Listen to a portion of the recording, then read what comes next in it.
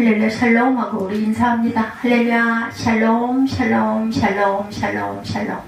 하나님 사랑합니다. 여러분 주 안에서 사랑합니다. 또 등이 저렇게 껌뻑거리네. 지난번에도 좀 그러다 괜찮더니 또 그러네. 오늘 바나바 이야기죠. 바나바 사도행전 11장 22절에서 26절 내용으로 함께 나눕니다. They sent Barnabas to 엔티옥에 보내는 그런 사건. 바나바가 누굴까요? 정말 그 위로의 아들이다 이렇게 얘기하고 있어요. 오늘 말씀의 초점 초대교회 중심 인물 바나바입니다. 그에게 본받을 점이 무엇인가? 바나바가 없었다면 아마 바울이 이렇게 사역을 아주 정말 열심히 할 수 있는 기틀이 되지 못했을 거예요. 안디옥에 복음이 전파되고 교회가 세워졌다는 소식을 예루살렘에 있는 그런 교인들이 들었어요. 예루살렘 교회는 새로 세워진 안디옥 교회를 돕기 위해서 지도자를 보내자 이렇게 결의를 하죠. 그때 이제 서로 회의를 했겠죠. 누구를 보낼 것인가. 마침내 선택된 인물이 바로 오늘 주인공이기도 한 바나바입니다. 예루살렘 교회가 이 사람들의 소문을 듣고 바나바를 안디옥까지 보내니 22절이죠. 바나바가 우선 누군지 간단한 신상부터 우리 함께 읽고 가죠. 바나바의 본명은 요셉입니다. 요셉. 바나바라는 이름은 사도들이 붙여준 별명이에요. 이 별명에 대해서 잠시 말씀드리겠지만 바나바는 구브로 출신이라는 거. 구브로라는 섬 출신이에요. 구브로는 헬라 문화권이었기 때문에 바나바 역시 헬라어를 사용하는 유대인 출신이었고 또한 혈통적으로 레위 지파입니다. 레위 지파. 지금으로 보면 목회자 가정의 아들이라는 얘기죠. 레위 지파는 구약시대 성전에 바쳐진 지파였기 때문에 레위인이죠. 세상 직업이나 재산을 가질 수가 없었어요. 그러나 바나바는 예루살렘에 상당한 토지를 갖고 있었다고 그래요. 바벨론 포로 시대 이후에는 성전이 없어졌기 때문에 레위 지파의 의미가 사라졌던 것으로 우리가 생각이 돼요. 이런 거는 참고로 우리가 알고 가야 되겠죠. 특별히 또 신학을 하시는 분들은 이런 정도는 근데 뭐 자꾸 잊어버려요. 중요한 건 저도 까맣게 잊어버렸다 또다시 들여다보면서 맞아 그렇지 이렇게 생각을 하게 됩니다. 바나바가 예루살렘에 땅을 가지고 있었던 것은 상당한 재력가였다라는 뜻이겠죠. 아마 장사를 했던지 아니면 어떤 다른 그 수입원을 갖고 돈을 벌었던 것 같아요. 그 땅을 팔아서 가난한 사람을 구제하고 사도들에게 잘 알려진 것을 보면 예루살렘 교회에서 꽤 아주 그 신망이 있는 유지였던 것 같습니다. 그가 구브로 출신이면서도 예루살렘에 자리를 잡게 된 것은 예루살렘에 가까운 친인척들이 있기 때문이 아니었을까. 초대교회에 모임 장소를 제공하고 마가복음을 기록한 마가가 바로 바나바의 조카죠. 생질입니다. 바나바는 아주 유능한 인물이었어요. 그는 안디옥 교회를 위해서 예루살렘 교회가 뽑아서 보낸 지도자일 정도로 신망이 있는 그런 자였다. 안디옥 교회에서 1년간 머무는 동안 교회를 크게 부흥을 시킵니다. 안디옥 교회는 그를 신임하여 많은 구제금을 그의 손에 들려서 예루살렘 교회로 보냈어요. 그러니까 항상 이렇게 갈 때는 파송이 될 때는 가서 받는 게 아니라 가지고 가서 연보를 하는 그때 그 문화였던 것 같습니다. 이때 뭐 연보를 갖고 가는 다들 반기지 않겠어요? 그죠? 가서 받는 것보다는 주로 가는데 안디옥 교회에서 1년간 머무는 동안 이렇게 교회도 부흥을 시켰고 구제금도 손에 들고 갔으니 예루살렘 교회 안에는 아주 굉장한 그런 아주 그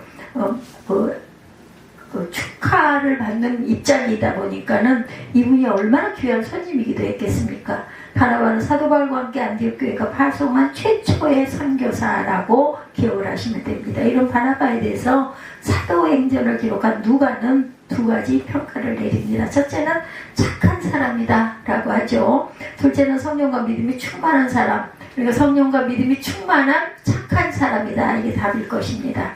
착하다는 것은 도덕적인 평가죠. 성령과 믿음이 충만한다는 것은 신앙적인 평가. 두 가지가 다 올백, 그죠? 엑설렌트입니다. 이 두 가지가 갖춰져야 온전한 일꾼이다. 윤리적 평가는 받되 신앙적 평가를 받지 못한다면 훌륭한 사도는 되지 못하죠.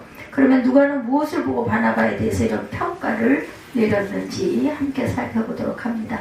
착한 사람이라는 평가. 바나바에 대한 첫 번째 평가, 착한 사람이에요. 바나바는 착한 사람이고, 착한 사람이라는 문자적인 그 뜻의 의미는 어떤 좋은 사람 정도의 표현입니다. 어느 정도로 좋은 사람이냐. 어떤 주석가는요, 바나바를 교회 역사에서 가장 예수님을 닮은 인물이다, 이렇게 평가를 하기도 했어요. 성경에 보면 바나바의 인품 중에 뛰어난 두 가지 면을 볼 수가 있는데, 첫째는 관대한 사람, 포용적인 사람, 품는 사람입니다. 바나바는 본래 동정심과 인정이 많은 사람이었어요. 그런 초대교회가 구제 사업을 할 때 서슴없이 자기 땅을 팔아서 구제를 하죠. 이런 모습 보고 누가 흉내내려다 죽었어요? 아나니아와 삽비라가 죽었죠. 구브로에서 난 레위족이었으니 이름은 요셉이라. 사도들이 일컬어 바나바, 번역하면 권위자라, 이렇게 설명하고 있어요. 사도행전 내용 속 36, 7절에 그가 밭이 있음에 팔아 값을 가지고 사도들의 발 앞에 두니라, 이렇게 증거합니다. 대부분의 유대인들이 이런 동정심을 유대인들에게만 나타냈지만 바나바는 이방인에게 나타냅니다. 이게 특이한 점이에요. 바나바는 이방인에게 열린 마음을 가졌던 앞서간 사람들이죠. 그러니까 예루살렘 교인들은 이방인에 대해서 마음을 열지 않았을 때, 이방인과 함께 식사하는 것을 금지하고 교제를 금지했을 때 바나바는 이방인에게 열린 마음을 가졌다, 앞서갔어요. 물론 그가 헬라 문화권인 구브로 출신이었기 때문에 그럴 수도 있습니다. 그러나 이방에 사는 유대인이라고 다 열린 마음을 가진 건 아니겠죠. 바나바의 관대함은 그의 성품이고 인격이었다라고 평가가 되죠. 이런 인품 때문에 그는 유대교회와 이방교회의 중재적 역할도 또한 할 수가 있었던 거예요. 중간에서 양쪽을 다 좋게 다독이는 그런 아주 좋은 그런 달란트를 가진 하나님의 사명자죠. 바나바가 아니었다면 예루살렘 교회와 안디옥 교회는 교리적으로 상당한 갈등을 빚었을 거예요. 박해자 사울이 처음 회개했을 때도 그랬어요. 예루살렘 사도들은 사울의 회심을 믿지 않죠. 바나바는 그 회개를 인정하고 예루살렘 사도들에게 청거했던 사람이다. 바나바가 없었다면 사울이 이렇게 일찍 이렇게 바로 서서 많은 일들을 이렇게 할 수가 없었을 거예요. 관대함이라 모든 인간관계를 풀어가는 열쇠라는 것. 관대한 사람은 인간 사회에서 성공할 가능성이 높아요. 현용수 교수님의 책에 보면 이런 통계가 나와 있네요. 최근 미국의 조구비 인터내셔널이라는 여론조사 기관에서 전국에 7,590명을 온라인으로 조사한 결과라고 그래요. 그러면 7,590명이면 8,000명 정도 되는 거죠. 10,000명은 안 되지만 소득 수준과 성향에 어떤 연관성이 있을까, 이걸 조사했다고 합니다. 나의 잘못을 깨달았을 때 상대에게 사과하는가, 이 질문에서 연봉 10만 달러 이상의 사람들은 전체 92%가 사과한다라고 한 반면에 연봉 2만 5천 달러 이하는 52%만 사과한다. 그러니까 많은 걸 가진 사람들은 더 관대해요. 그죠? 여유가 있으니까. 잘못이 없어도 사과할 수 있는가라는 질문에 대해서 10만 달러 이상인 사람들은 22%가 그렇게 할 수 있다라고 한 반면에 2만 5천 달러 이하 소득자는 13%만이 사과할 수 있다. 그래도 꽤 되네요. 소득 수준이 관대하게 만든 것일까? 여러분들, 아니면 그들의 관대한 태도가 소득 수준을 높였을까? 상관관계가 있을 것 같습니다. 긍정적이고 관대한 포용력이 있는 사람들에게 이런 결과가 나지 않았을까. 소득 수준이 높아지죠. 아마 후자일 거라고 생각합니다. 관대함은 인간관계를 원만하게, 적을 많이 만들지 않아요. 되도록이면 좋게, 그죠? 장사를 하든 사업을 하든 공직생활을 하든 성공하게 만드는 요인이 된다는 것. 그래서 우리도 마음을 되도록이면 열어야 합니다. 꽉하게 맺혀가지고 감정으로 따지면 아유 쳐다보고 싶지 않아. 그래도 어떻게 해요, 그죠? 우리도 나도 하나님께 은혜를 입어서 이렇게 살고 있지, 내가 이렇게 살아갈 수 있는 자격이 있어서 하는 거 절대 아니거든요. 생각해보면 그건 어쩔 수가 없는 부분이에요. 그렇기 때문에 나도 또 내 이웃을 또 용서할 수밖에 없고, 안 보고 싶은데 마음으로 딱 외면을 하고 싶어도 또 봐야 되고, 그렇죠? 그래서 빌립보서 4장 5절이죠. 너희 관용을 모든 사람에게 알게 하라. 각박한 시기를 살수록 관대함이 필요합니다. 원래 우리 민족은 인정이 많고 관대한 민족이었어요. 그러나 산업사회가 되면서 점점 메말라가죠. 요즘 아주 대단해지지 않았어요? 그냥 자아가 너무 강해졌어. 모두 다들. 그죠? 요즘 인터넷이 보급되면서 비판의 기술이 아주 대단해졌습니다. 관용의 훈련이 사라지고 어떻게 하면 관용을 회복할까? 이거 우리가 기도해야 될 기도 제목이기도 합니다. 미국 사람들은 어려서부터 부모가 자녀에게 5가지 중요한 말을 가르친다고 그래요. 첫째는 감사, 땡큐라는 표현. 인생은 서로에게 신세를 지고 사는 존재이기 때문에 작은 도움이나 표현에서 늘 감사하도록 해야 되겠다. 두 번째는 please라는 표현입니다. 무엇을 부탁할 때 쓰는 말인데 죄송하지만 이런 표현이죠. 누구에게 무슨 부탁을 하든지 아무 생각 없이 덥석 부탁할 게 아니라 항상 미안한 마음으로 부탁하는 버릇을 가져야겠다. 셋째는 뭐예요? excuse me, 죄송합니다, 미안합니다, 이죠. 실례합니다 라는 표현이기도 합니다. 길 가다가 서로 몸을 부딪힐 가능성이 있다든지 조금이라도 상대가 마음 쓰는 일이 생기게 했다면 무조건 excuse me. 제가 느낀 것 중에 기억이 지금까지 새로 나는 부분은 예전에 그 영화를 우리나라 영화가 아닌 외화를 볼 때 제일 크게 왔던 부분이 바로 이거예요. 사람들이 어쩌면 그렇게 excuse me를 열심히 잘하는지 제가 어린 날 그걸 볼 때 난 멋있어 보였어요. 멋있어 보였는데 나중에 유럽을 갔을 때도 보니까 excuse me가 입에 뱉더라고요. 그냥 슬쩍만 스쳐도 아니면 눈길만 서로 부딪히면 살짝 이렇게 피해가야 되고 좁은 길을 이렇게 갈 때 그냥 무조건 excuse me. 멋져. 그런 생각이 제가 들었습니다. 역시 영화에서 보는 게 실제 그러네 이런 생각을 했어요. 넷째, I'm sorry, 미안합니다. 그래서 한 단계 더 가서죠.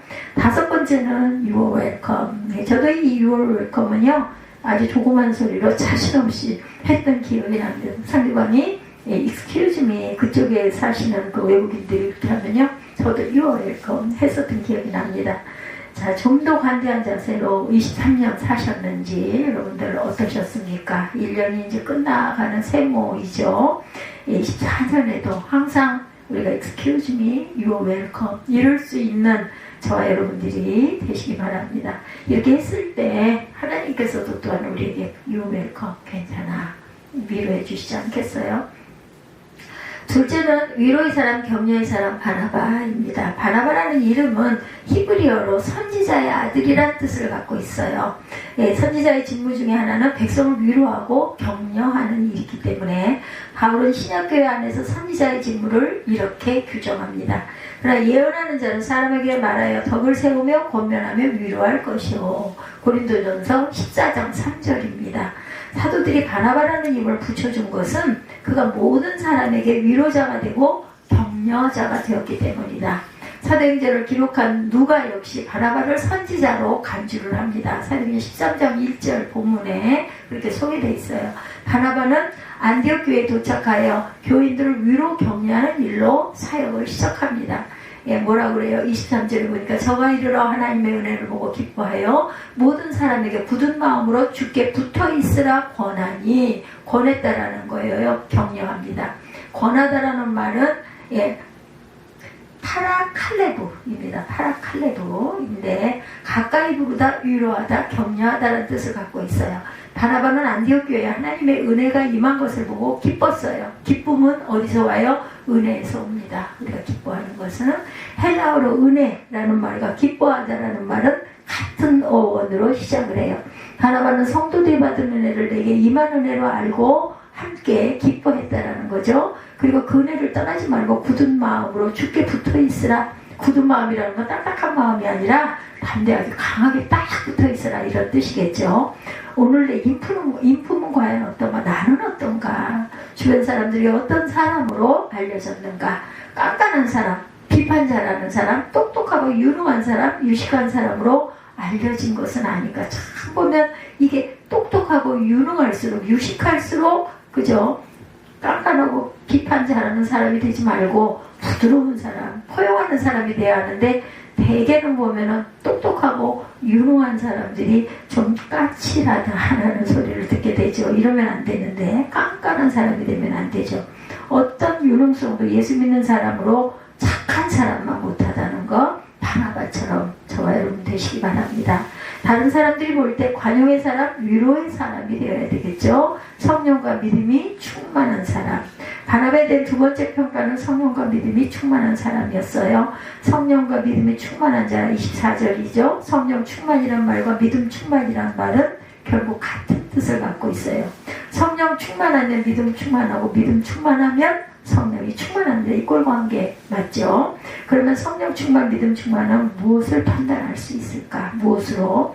충만이라는 의미는 가득 찼다는 뜻인데 믿음 충만이 눈에 보일까요? 성령 충만이 눈에 보일까요? 성령 충만이 눈에 보이지 않겠어요? 근데 성령이 충만한 사람은 어우 저 사람 참 믿음 좋아 이렇게 되지 않아요? 이 꼴관계. 바람은 눈에 보이지 않아도 나뭇가지가 흔들리면 바람의 강도를 알 수가 있는 거죠. 성령 충만, 믿음 충만도 바로 이런 관계다. 어떤 사람은 성령 충만을 방언이나 기적 행함에서 발견하려고 합니다. 그러나 이런 일들은 하나님이 주시는 은사일 뿐이에요. 기적은 일생에 몇 차례 있을까 말까 하죠. 그러면 무엇으로 성령 충만과 믿음 충만을 알 수 있을까? 바나바의 예를 든다면 두 가지. 첫째는 복음 전파의 열정입니다. 둘째는 교회를 세우는 일이에요. 이것이 이꼴과 함께 이 두 가지 역시 복음을 막 전파하고 싶으니까 교회를 세우고 싶어지지 않겠어요? 열심히 증거하고 전하고 싶어서. 거기서 뭐 성공했다 하면은 교회 양재주 숫자가 막 늘어나면 아유 그 교회 부흥하고 목회가 성공했어. 그렇지 못하면 아유 실패야 그냥 실패야. 근데 저는 그렇게 생각하지 않습니다. 열심히 하나님의 말씀을 증거하고 전하면서 하다못해 안 되면 날에도 그죠? 절에도 은혜를 받으면 말씀 속에서는 은혜를 받습니다. 스스로가. 그럼 마음이 얼마나 기뻐져요. 기뻐지는 거 돈으로 순간 잠깐은 살 수 있지만 그 큰 기쁨이 그렇게 계속될 수는 없는데 하나님의 은혜로 매일매일 말씀 증거하면서 기뻐지고 정말 마음에 기쁨이 충만해지고 은혜가 충만해지는 것 돈으로 살 수 없는 거죠. 교회 세우는 일에 헌신하지 않을 수가 없죠. 그러다 보면 자꾸 증거하고 싶고 보여주고 싶어요. 바나바는 교회의 건설자였습니다. 그런 예루살렘 교회를 세운 중심 인물이에요. 예루살렘 교인들과 사도들은 그의 공로와 능력을 인정해서 그를 안디옥 교회의 건설자로 파송을 하죠. 그는 기대가 끝나지 않게 안디옥 교회를 크게 발전시켰어요. 안디옥 교회는 그의 지도 아래 아시아 지역의 중심 교회로 성장을 합니다. 바나바가 교회를 위해 이룬 공헌 가운데 가장 큰 공헌은 사울을 발굴하여 교회 지도자로 세운 일이에요. 그러니까 자기가 혼자가 가서 그렇게 한 게 아니라 누군가를 딱 밀어서 세워주는 역할까지 했다. 25절에 보면 바나바가 사울을 찾으러 다소에 가서 만남에 안디옥에 데리고 와서 둘이 교회에 1년간 모여 있어 큰 무리를 가르쳤다. 이렇게 말씀하고 있죠. 사도행전 말씀 우리 다시 한번 찾아보도록 합니다.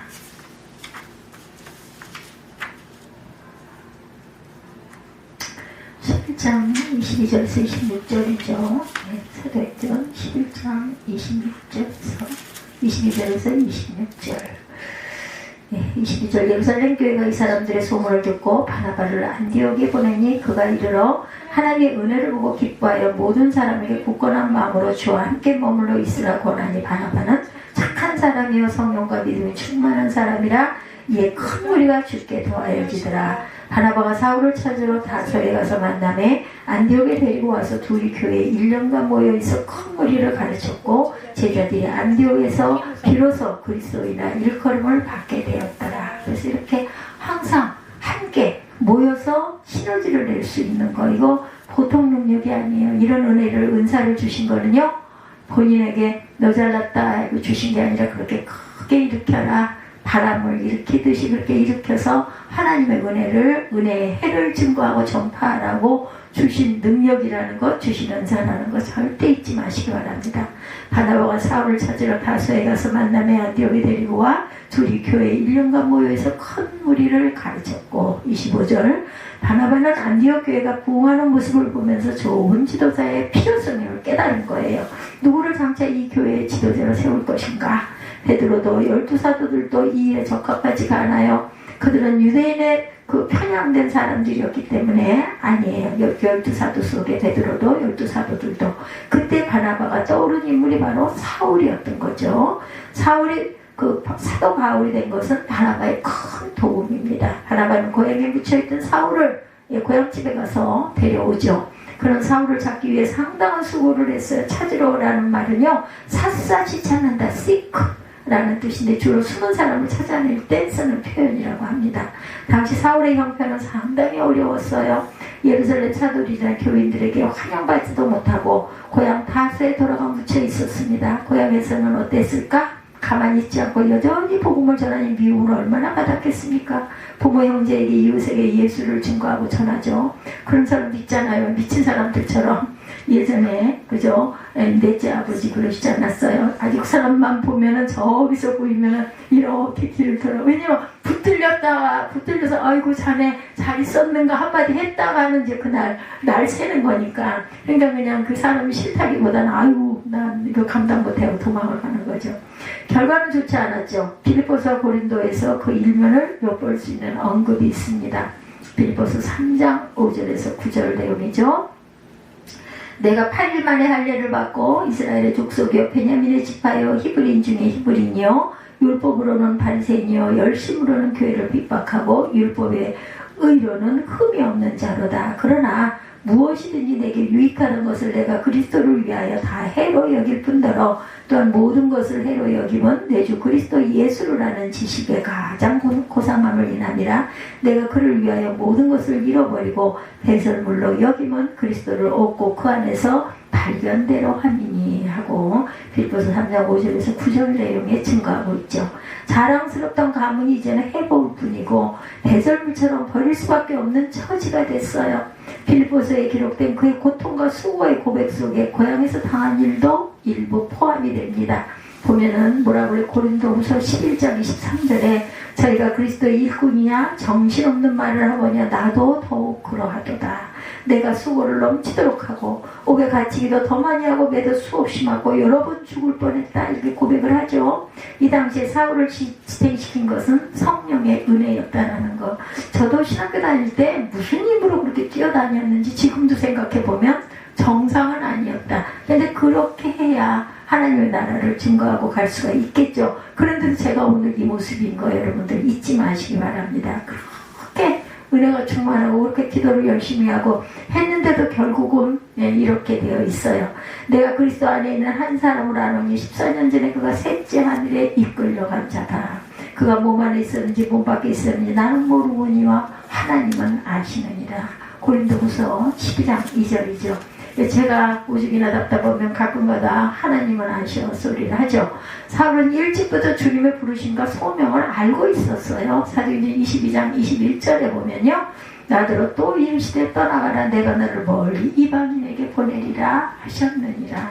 이런 마음이 와요. 실제. 그러나 이 소명을 어떻게 실행에 옮겨야 하는지를 알지 못하고 있었어요. 바로 이런 때 바나바가 배를 타고 다소에 나타난 겁니다. 사람을 통해서 항상 이렇게 역사를 하시죠. 바나바는 고향에서 고군분투하던 사울을 찾아내서 큰 목장인 안디옥 교회의 일꾼으로 세웁니다. 이때부터 사울은 물 만난 고기가 된 거죠. 바나바와 사울의 연합으로 안디옥 교회는 폭발적인 부흥을 가져옵니다. 사울을 세우기 위해 바나바의 역할은 이후에도 계속됩니다. 바나바와 사울은 최초의 선교사가 되죠. 성령께서 그들을 선교사로 뽑아서 파송하셨기 때문이에요. 이들은 안디옥 교회의 파송을 받고 구브로와 소아시아 지역에서 복음을 전하고 교회를 세우죠. 이때부터 사울의 또 다른 일면 선교사로서의 능력과 은사들이 마음껏 발휘가 됩니다. 사도행전을 기록한 누가의 기록에 미묘한 반전이 일어나죠. 처음에는 바나바, 사울, 나중에는 바울과 바나바로 기록이 되는 거 우리가 신학교 다닐 때도 많은 이 증거로 그 증명을 하기도 했어요. 사울이 사도 바울로 성장했다는 뜻이기도 하지만 바나바가 사울에게 첫째 지위를 양도했다라는 뜻이기도 하다라는 것. 좋은 일꾼이 세워지는 것을 보면서 기뻐하는 모습, 교회를 사랑하고 교회를 위하는 자만이 이런 처신을 할 수가 있습니다. 그것이 바로 바나바의 성령 충만하고 믿음 충만한 모습이었다. 사도 바울의 위대성은 말할 것도 없어요. 사도행전 13장 이후의 모든 선교 활동은 바울에 의해서 이루어집니다. 예루살렘에 갇혀있던 교회가 세계교회로 확산된 것도 바울의 역할. 바울은 복음을 아시아로 유럽으로 전파합니다. 그의 전도 활동으로 마침내 300년 후에 로마 제국이 복음화가 되죠. 기적 같은 일이 일어나잖아요. 그 박해했던 로마가 그 나라가 복음 국가가 돼버리고 맙니다. 국교가 되죠. 로마가. 그러나 이런 바울을 키워낸 사람이 바로 바나바라는 것을 잊지 말아야 되겠다. 한 사람을 세우는 것은 한 사람을 위한 일이 아니죠. 한 사람이 교회 역사를 바꾸고 세계 역사를 바꿀 수가 있다. 그래서 오늘 우리는 한 사람의 인재를 세우는 일에 합심하고 열심을 내야 합니다. 제2, 제3의 사도 바울이 발굴되기를 우리가 기대하죠. 우리 모두가 바울이 되려 하지 말고 바울을 세우는 바나바들이 되시는 것이 더 바람직하다는 것. 진정 교회를 사랑하고 세우는 자는 나를 세우지 않고 더 좋은 일꾼을 세우는 거죠. 그리스도인이라는 호칭을 얻게 돼요. 그래서 보면 마지막으로 안디옥 교인들이 받은 그리스도인이라는 호칭, 제자들이 안디옥에서 비로소 그리스도인이라 일컬음을 받게 되더라. 26절에 이렇게 증가하고 있어요. 만남에 안디옥의 대중과 둘이 교회 1년간 모여있어 큰 무리를 가르쳤고 제자들이 안디옥에서 비로소 그리스도인이란 일컬음을 받게 되었더라. 27절부터 보면 그때 선지자들이 예루살렘에서 안디옥에 이르니 그 중에 아가보라는 한 사람이 일어나 성령으로 말하되 천하에 큰 음량이 들리라 하더니 글라우디오 때에 그렇게 되니라. 제자들이 각각 그 힘대로 유대에서는 형제들에게 부조를 보내기로 작정하고 이를 실행하여 바나바와 사울의 손으로 장로들에게 보내니라. 이렇게 어려운 교회를 돕는 그러한 은총의 역사가 나오죠. 어떤 학자들은 그리스도인이란 칭호는 성도들이 자신이 만들어낸 것이다 이렇게 주장하기도 해요. 베드로 사도는 이런 말씀을 했어요. 만일 그리스도인으로 고난을 받은 즉 부끄러워도 말고 도리어 그 이름으로 하나님께 영광을 돌리라. 베드로전서 4장 16절에 마치 로마 사람들이 크리스티안이란 말을 황제의 종이라는 의미로 사용하는 것처럼 헤롯 당원들의 헤로디아노스라고 부른 것처럼 그리스도인의 종이라는 의미로 사용했다 이렇게 얘기를 하기도 한다고 그러죠. 그러나 자칭 그리스도인보다 남들이 그리스도인이라고 부른 것에 대한 더 큰 의미가 있다는 것. 물론 이런 칭호에 대해서 두 가지 견해가 있다고 합니다. 조롱하는 뜻에서 놀리느라고 그럴 수도 있겠죠. 또 칭찬의 의미에서 두 가지로 갈리죠. 헤롯 아그리빠는 경멸적인 의미에서 그 칭호를 사용했다고 해요. 사도행전 26장 28절에 보면은 아그리빠가 바울더러 말하죠. 내가 적은 말로 나를 권하여 뭐가 그리스도인이 되게 하려 하는도다. 이 대목이 있습니다. 요세푸스나 고대사 플리니의 서신 타키투스에 그래도 그리스도인이라는 칭호가 나타나는데 존경심에서 사용한 것은 아닌 듯하다고 그래요. 그러면 왜 안디옥 교회에서 그리스도인이라는 칭호를 사용한 것에 의미가 있는가? 그것은 예수 믿는 사람들이 살아가는 모습을 보면서 붙여진 이름이기 때문에 그 사람들 그리스도인들이잖아 이렇게 불러 그게 이 호칭이 되어버린 거예요. 뭐 비양거리느라고 시작을 했든지 어쨌든지 간에 그 사람들은 그리스도인이다 이렇게 됐다는 거죠. 안디옥 사람들은 예수 믿는 사람들이 어떤 모습을 보았을까? 교회 안에서 예배드리는 모습을 보고 이런 칭호를 붙였을까? 그게 아니라고 하네요. 그들은 사실상 종교 문제에 관심이 없었다고 합니다. 당시 안디옥이라는 도시는요 인구가 50만의 거대 도시였다고 그래요. 유대인과 이방인, 문명인과 미개인들이 어깨를 비비며 사는 도시였고 헬라 문명과 헤브라이즘, 동양과 서양, 지중해 문명이 뒤섞인 곳이기도 했다고 합니다. 이런 거대 도시에서 가장 큰 관심사는 종교가 아니라 뭐겠어요? 무역, 장사, 혹은 사업상의 일들이었는데 어떻게 그리스도인들이 세상 사람들의 관심을 끌었을까? 역시 사업상의 만남을 통해서였다고 그래요. 본문에 그리스도인이라 일컬음을 받게 되었더라 26절이죠. 이 말이 나오는데 여기서 일컬음을 받다라는 말은요 헬라어로 일을 처리하다, 공무를 행하다라는 뜻을 갖고 있다고 그래요. to transact, 비즈니스라는 뜻을 갖고 있다고 합니다. transact. 그들은 사업상 만나면서 예수를 얘기했다고 그래. 믿는 사람끼리 모이든지 안 믿는 사람들과 마주하든지 예수 얘기를 했다고 합니다. 시장에서 장사를 하든 공장에서 물건을 만들든 곳곳에서 예수 그리스도 얘기를 했어요. 그래서 안 믿는 사람들은 예수 믿는 사람들을 가리켜 그리스도를 말하는 talking about Christians 사람들이라고 불렀다고 그러죠. 이 말이 나중에는 그리스도의 사람들, the Christ people이 되고 다시 그리스도인, 크리스티안이라고 단어가 형성이 됐다고 하네요. 오늘 내 삶의 모습을 통해 그리스도인이란 칭호의 의미를 결정한다라는 것. 세상에 우리를 부르는 칭호들이 많아요. 오늘 내 삶의 모습을 통해 그리스도인이란 그 칭호가 저 여러분에게 붙기를 바랍니다. 기독교인, 신자, 예수쟁이, 크리스찬 등등 이런 칭호들이 좋은 의미로 쓰이기도 하고 나쁜 의미로 쓰이기도 해요. 어떤 동기에서 사용되었던 결과적으로 이런 칭호의 의미를 결정하는 것은 우리의 삶의 모습이라는 것. 본래 그리스도인이라는 칭호는 조롱조의 말이었지만 그리스도인의 삶에 진실되고 의롭고 선할 때 이 칭호는 좋은 의미로 의미의 말로 결정이 된다는 것. 역사적으로 이런 사례들이 무수히 많다고 합니다. 나사렛인 혹은 갈릴리인, 프로테스탄트, 저항자들이란 뜻이에요. 프로테스탄트, 메소시스트, 규칙자들이라는 말들도 처음에는 비하와 조롱이었지만 나중에는 공식 칭호로 세월이 흐르면서 바뀐다고 그러죠. 오늘 내 삶은, 저 여러분의 삶은 어떨까요? 오늘 그리스도인이라는 말은 내 삶으로 인하여 나쁜 의미로 변질되지 않게 조심해야 되겠다. 예수 믿는 사람을 가리키는 모든 말, 예컨대 기독교인, 교인, 신자, 성도, 크리스탄, 예수쟁이라는 말이 나 때문에 좋은 의미로 확정되기를 주님의 이름으로 축복합니다. 어떻게 하면 될까? 바나바를 닮으십시다. 바나바는 착한 사람이었고 관용의 사람이었고 위로의 사람이었죠. 단순히 착한 사람에서 머물지 않고 그는 성령이 충만하고 믿음이 충만하고 교회를 세우는 인물이었고 특히 사람을 세우는 자기보다 나은 인물을 찾아서 세워주는 인물이었다는 것. 이런 바나바의 지도에 의해 그리스도인이라는 칭호가 생겨났고 오늘 우리 모두가 제2, 제3의 바나바들이 되어지기를 주님의 이름으로 축복합니다. 우리 기도하시고 주기도문으로 예배를 마치도록 하겠습니다.